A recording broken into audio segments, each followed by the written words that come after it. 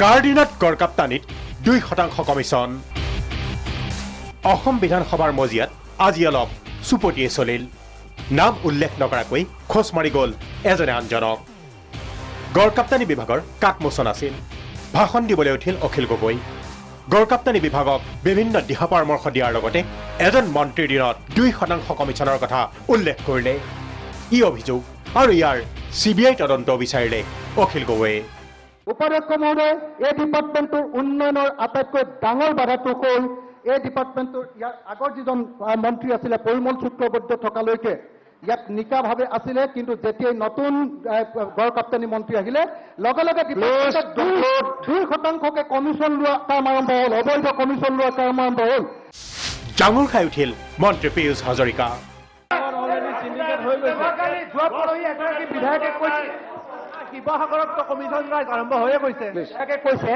আপুনি 10 কোটি টকা ডিমাণ্ড কৰিছিলে আপোনাৰ বহুত অভিযোগ আছে গড়কাপ্তানি বিভাগৰ কাটমোচনৰ উত্তৰ দিবলৈ সদনত উঠিল মুখ্যমন্ত্ৰী ডক্টৰ হিমন্ত বিশ্ব শৰ্মা ভাষণৰ মাজে মাজে খোজ মাৰি গ'ল বিধায়ক অখিল গগৈ ধৃষ্টতা নাই নিজকে সৎ বুলি ক'বলৈ মুখ্যমন্ত্ৰীৰ এতিয়া আমাৰ ইমান ধৃষ্টতা নাই যে অসমৰ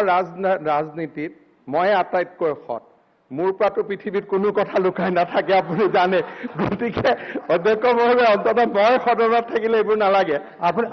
আপুনিতো ক'ব নোৱাৰিবই আপোনাৰ বহুত গণ্ডগোল আছে সততাৰ প্ৰমাণ চাবলৈ গুৱাহাটী চিকিৎসা মহাবিদ্যালয়ৰ চিকিৎসালয়লৈ যাব লাগিব নাৰ্ছ ফাৰ্মাচিষ্টেহে দিব আচল চাৰ্টিফিকেটখন কেতিয়াবা গুৱাহাটী মেডিকেল কলেজৰ নাৰ্ছ ফাৰ্মাচী চবৰ সন্মুখত আমি কথা পাতিম কোন বেছি সৎ কোন অসৎ এইটো হ'ব কেতিয়াবা ঠিক আছে এইবিলাক আমি পাতিম ৰাজ্যৰ বহু বিষয়েৰে CBI তদন্ত বিচাৰিলে মুখ্যমন্ত্ৰীয়ে শুনকচোন মুখ্যমন্ত্ৰীয়ে কি বিষয়ৰ CBI তদন্ত বিচাৰিছে কিমান মানুহে আমি এসময়ত মাটিৰ কাৰণে আন্দোলন কৰোঁ পিছত সেই আন্দোলনবিলাক পাহৰি যাওঁ তে সেইবিলাকৰো CBI হ'ব লাগিব গতিকে অধ্যক্ষ মহোদয় যেতিয়া এজন সন্মানীয় বিধায়ক লৈ গৈ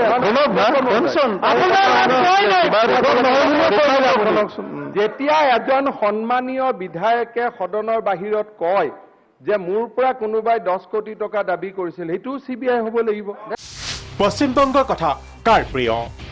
ইয়াৰ উত্তৰ মুখ্যমন্ত্ৰীয়ে দিলে সদনত লক্ষ্য কিন্তু এজন বিধায়ক আপোনাৰ অসমৰ ভাল কথা শুনি আপুনি ভাল নাপায় ডাইভাৰ্ট কৰি দিব খোজে আপুনি এটা পশ্চিমবংগৰ ভাল কথা শুনি ভাল পাব মই পশ্চিমবংগৰ কথাও কম এইদৰে অসম বিধানসভাত আজি অখিল গগৈ আৰু মুখ্যমন্ত্ৰীৰ বাকযুদ্ধ চলিল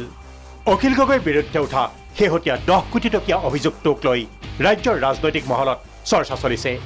আৰু শাসকীয় পক্ষই সদনৰ মজিয়াটো ইয়াৰ পূৰ্ণ সুযোগ গ্ৰহণ কৰিলে ৰাজনীতিত এইবোৰ চলেই ব্যুৰো ৰিপৰ্ট প্ৰাগ নিউজ